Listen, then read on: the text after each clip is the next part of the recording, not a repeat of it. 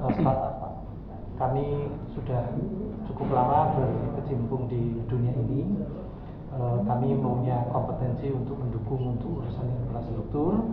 Namun demikian, karena jangkauan TVUPI ini bukan hanya regional provinsi tetapi nasional sampai ke daerah-daerah terpencil, memang di sini kami sebagai perusahaan swasta memiliki keterbatasan. Namun demikian, saya rasa approach yang dilakukan oleh UPI dalam hal ini diwakili Pak Prof. Denny untuk juga menghubungi menganut teknologi untuk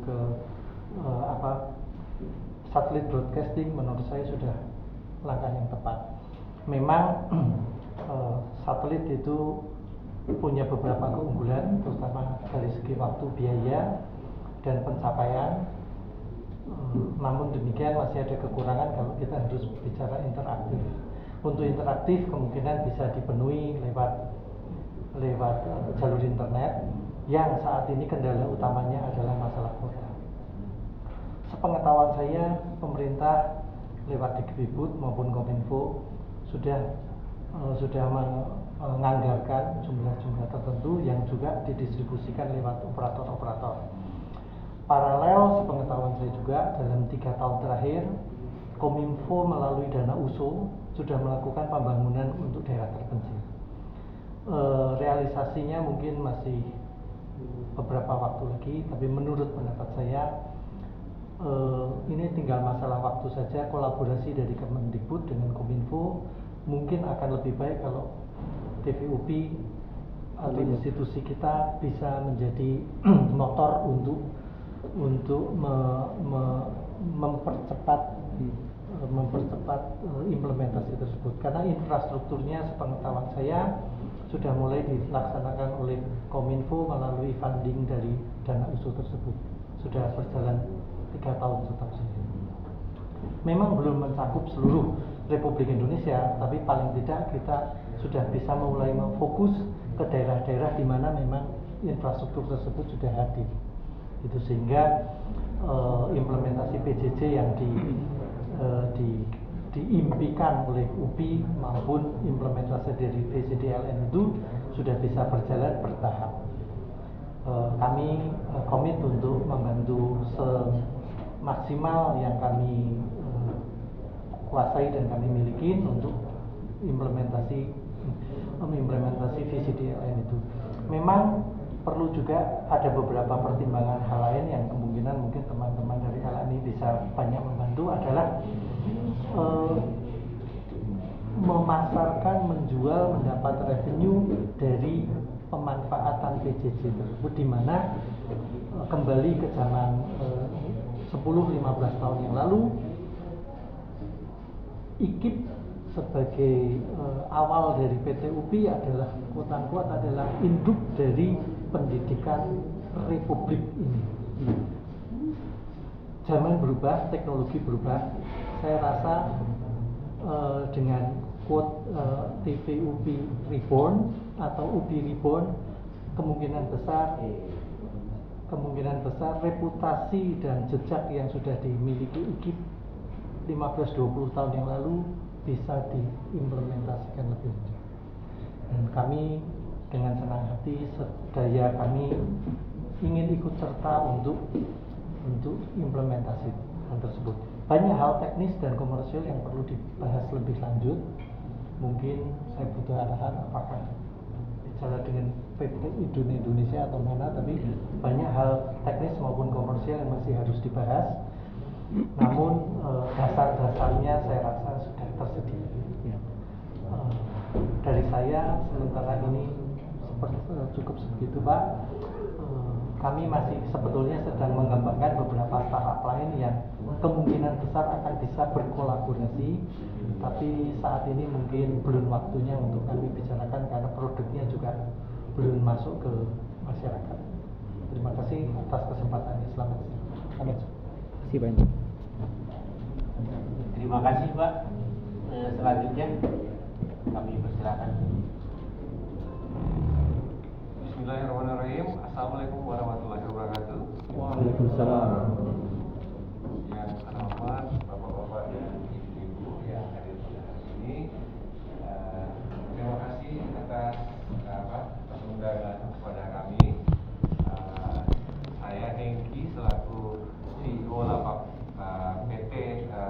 LMI atau PT Lapak Musik Indonesia. Saat ini saya datang bertiga. Di sebelah kiri saya ada Pak Indra selaku Komisaris Indrajaya, dan di sini sebelah kanan saya ada Mas Kolbi yang mengurus orang yang paling sibuk untuk mengurus kerjasama Satelit dalam pendistribusian siaran melalui satelit parabola. Nah, kita PT LMI ini kita sebagai penyedia jasa untuk pendistribusian program siaran televisi lokal di seluruh Indonesia. Saat ini yang sudah bekerja sama dengan kita ada beberapa TVRI lokal di Indonesia, juga grup Jawa Pos, ada Kominfo Jakarta, GPR TV itu dengan kita kerjasamanya, termasuk juga ada di daerah Kominfo Siak ya, Siak TV. Nah, saat ini sekitar ada 20 channel kanal TV yang menggunakan jasa kita dalam pendistribusian siaran mereka melalui satelit Telkom yang sekarang yang coverage-nya selain di nasional juga dapat di Korea ya. Nah, pengalaman kami ternyata banyak sekali penonton-penonton di daerah yang jumlahnya boleh dibilang ribuan. Contohnya saja Lapak Musik Indonesia ini kita punya kanal siaran juga namanya Lapak Musik TV. Itu seluruh Indonesia karena konten kita adalah musik, jadi kita menyiarkan menayangkan video klip musik, segala jenis musik, mulai dari pop, dangdut, rock, bahkan lagu-lagu daerah. Bahkan ada kesempatan juga untuk mereka-mereka yang cover lagu anak-anak muda atau siapapun itu kita tayangkan. Dan berdasarkan permintaan tersebut, itu setiap hari SMS yang masuk permintaan lagu sekitar 7.000 unit number setiap hari. Itu tersebar dari Aceh sampai Papua, bahkan Malaysia juga, Malaysia, Singapura, Brunei, karena mungkin kita satu rumpun, mungkin seleranya sama ya Pak ya untuk musik gitu. Nah, termasuk juga Timur Leste, bahkan pada saat itu kita bingung ini kode negara mana, ternyata Timur Leste gitu, karena bahasanya bahasa Indonesia. Nah, itu sangat menarik bagi pengiklan, karena kebetulan kita juga punya pengalaman juga di bidang agensi media placement. Jadi semua televisi yang bergabung dengan kita berusaha untuk memperkenalkan ke klien kita, ke brand, baik apapun itu brandnya, BUMN dan kementerian juga, karena masing-masing departemen ini atau brand ini dia punya target market yang memang mereka pasti tuju gitu. Saat ini program-program yang kita jual itu ya tergantung dari TV-nya nanti. Makanya kalau misalnya nanti TV UPI berjalan dengan lancar, itu saya yakin pasti kita akan mendapatkan billing-billing iklan dari konten-konten yang TV UPI miliki ya, seperti yang disampaikan Prof. Denny tadi. Apalagi mahasiswa segala macam dia perlu informasi apa gitu. Nah, pasti akan saya yakin akan banyak sekali pengiklan yang akan masuk, karena segmented siarannya segala macam, begitu juga target marketnya.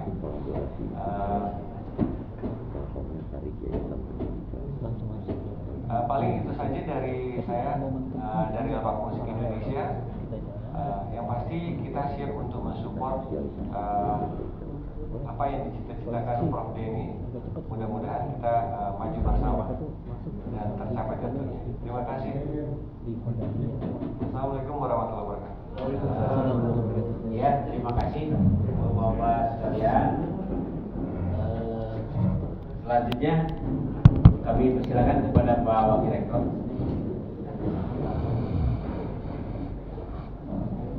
Bismillahirrahmanirrahim. Assalamualaikum warahmatullahi wabarakatuh. wabarakatuh. Yang saya hormati dari PT BDS, Pak Hairullah dan kawan-kawan. Yang saya hormati juga dari PT MSN, Bapak Hendra Setiabudi dan jajarannya. Dan yang saya hormati juga dari PT LMI, Bapak Hengki Epon yang beserta jajarannya. Juga saya mengucapkan banyak terima kasih kepada Direktur Inovasi dan Program Unggulan UPI, Bapak Yadi. Beliau adalah Pak Direktur IPU yang disingkatnya, Inovasi dan Program Unggulan UPI. Yang saya hormati juga dari Bapak Pengelola dan Pengembangan Usaha kerjasama BPPU, Prof. Wiyu, ini yang paling senior terlihat dari rambutnya. Yang saya hormati juga Bapak Ketua PT UPI Edun Indonesia, Bapak Bambang Wicaksono. Jadi perlu saya sampaikan, pada tanggal 1 bulan 1 tahun 2001 kemarin didirikan PT UPI Edun Indonesia. Mengapa demikian? Karena mungkin nanti akan tersentuh sedikit yang akan saya jelaskan.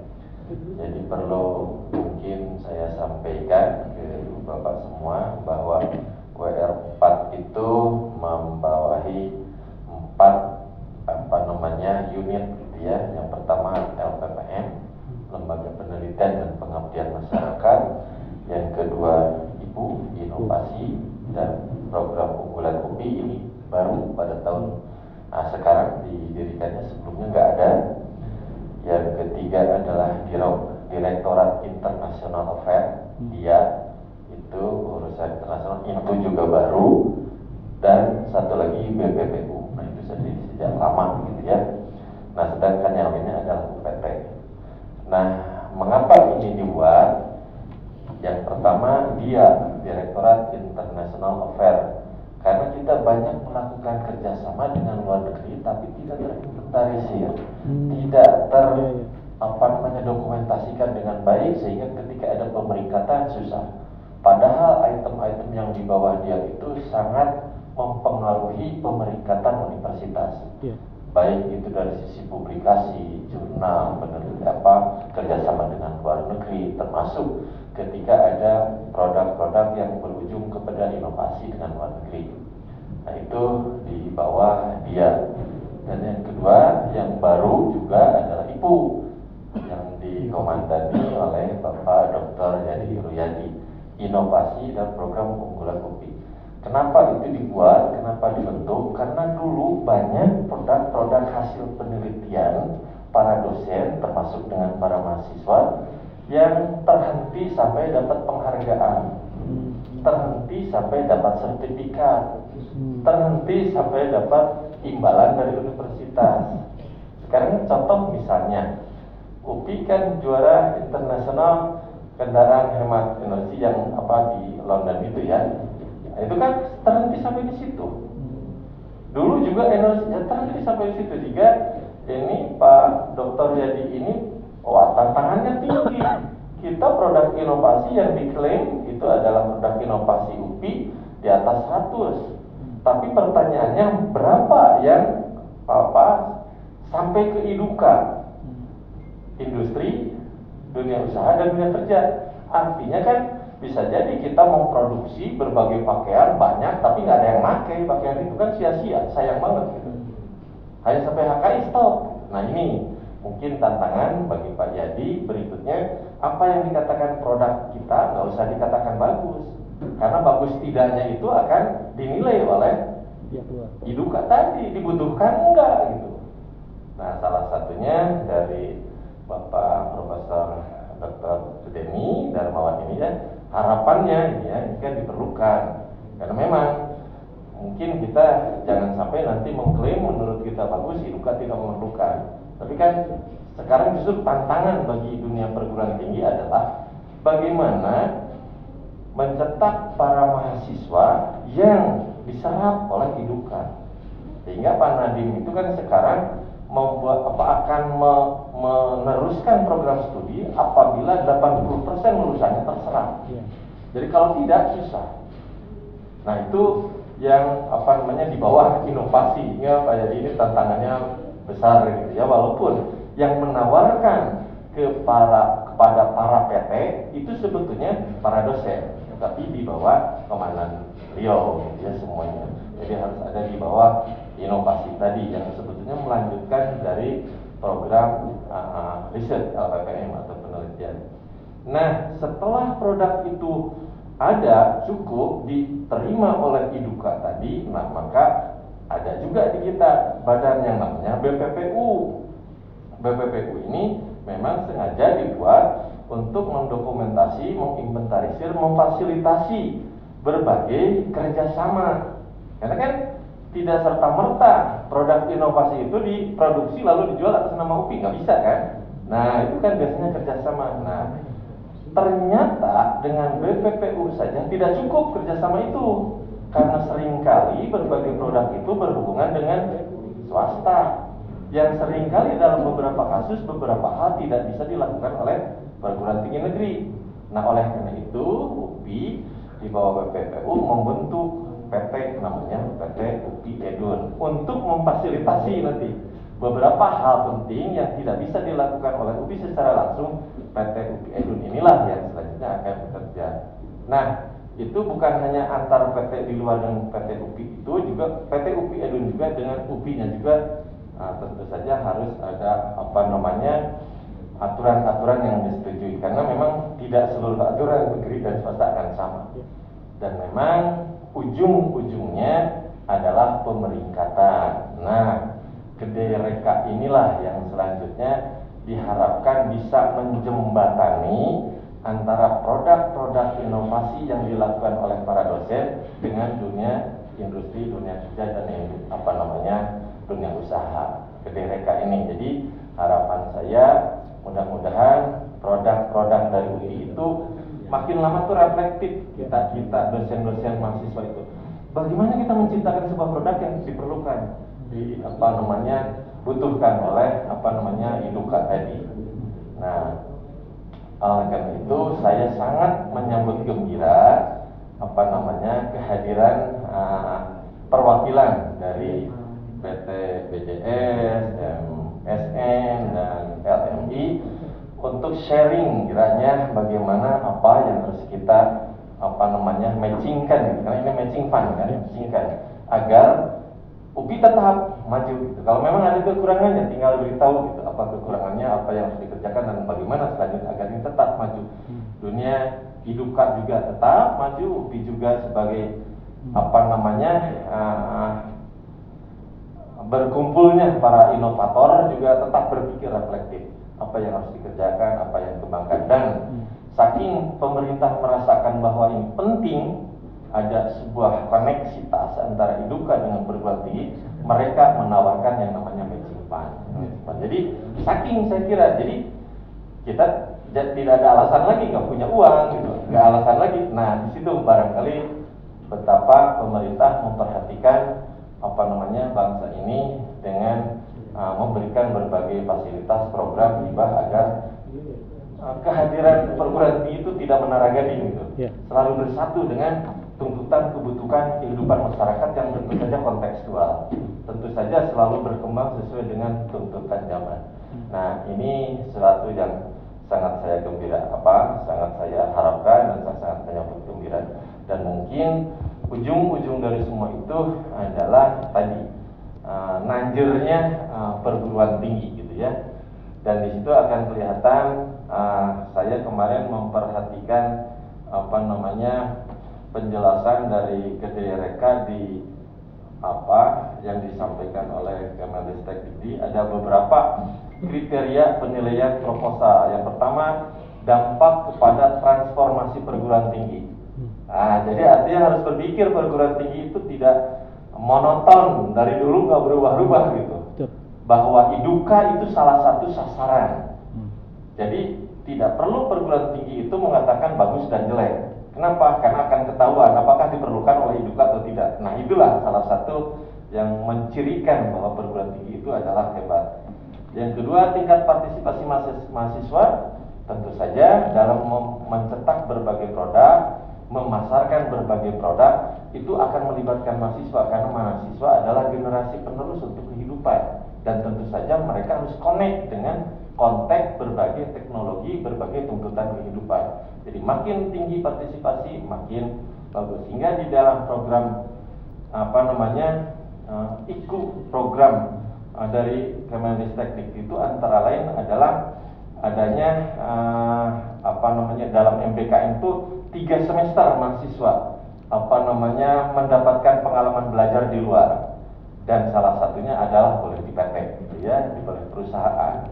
Kata Pak Nadiem, jangan belajar hanya renang di kolam renang, tetapi sekali-kali di lautan, karena beda renang di kolam dengan di lautan, tuntutan dan lain sebagainya. Nah, saya kira partisipasi itu ada 3 semester, 60 SKS, itu juga menjadi kriteria.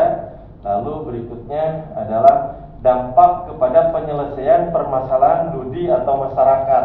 Nah, ini dia koneksitas matching fund antara perguruan tinggi dengan Edukat kan sebetulnya ini untuk menyelesaikan permasalahan di dua belah pihak, berhentinya juga di sana. Jadi harus saling menguntungkan, dunia Edukat juga menguntungkan, kita juga menguntungkan.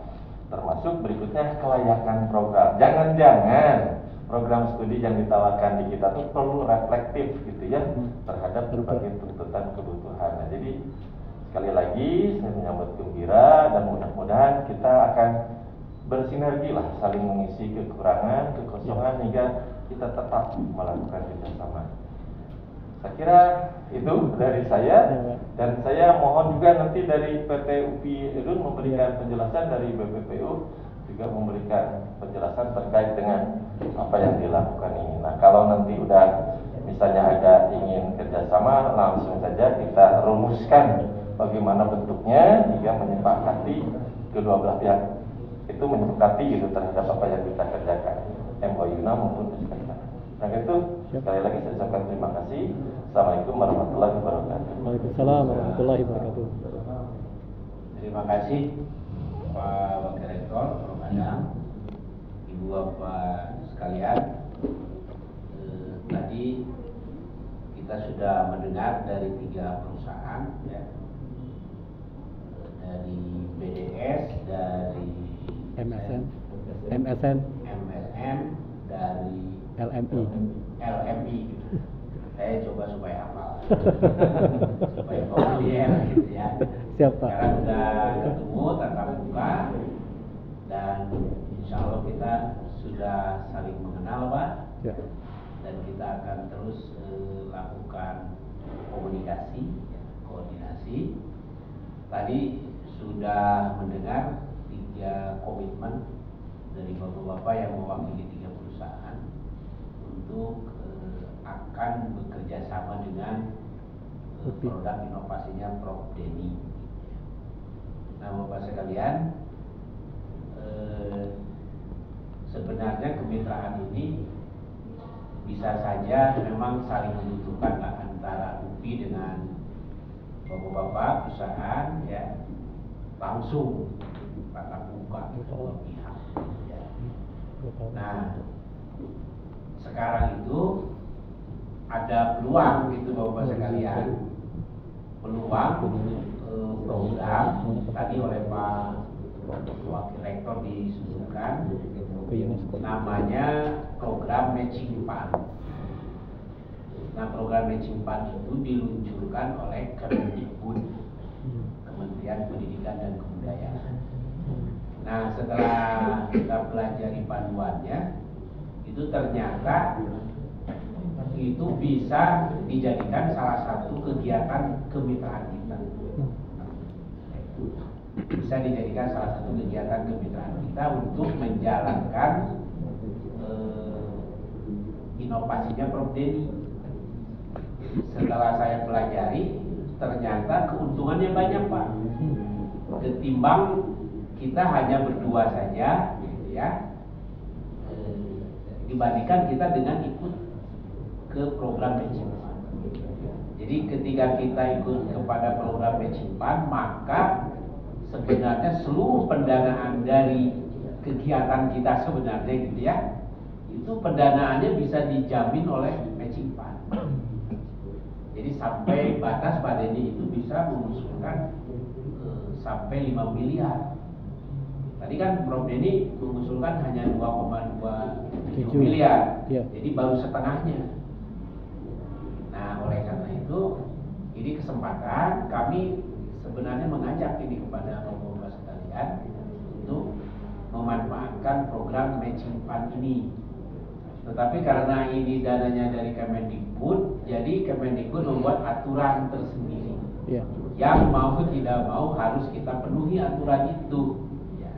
Nah, salah satunya bahwa kita harus segera mengusulkan proposalnya Prof Denny itu ke Kemendikbud ya, matching fund, tetapi dengan kelengkapan yang sangat maksimal. Nah, salah satu yang bisa menguatkan proposal itu supaya dapat pendanaan itu adalah komitmen dari bapak-bapak. Itu pemahamannya seperti itu Pak, komitmen dari bapak-bapak. Nah, makanya komitmen dari bapak-bapak itu dari perusahaan memang harus dituliskan. Oleh karena itu Prof Denny sudah memfasilitasi ya, bla-blanya, formatnya segala macam, ya kita ikutin saja. Ya. Karena apa? Karena Bapak sekalian, kami ingin yang proposal Prof Denny itu memenangkan matching fund.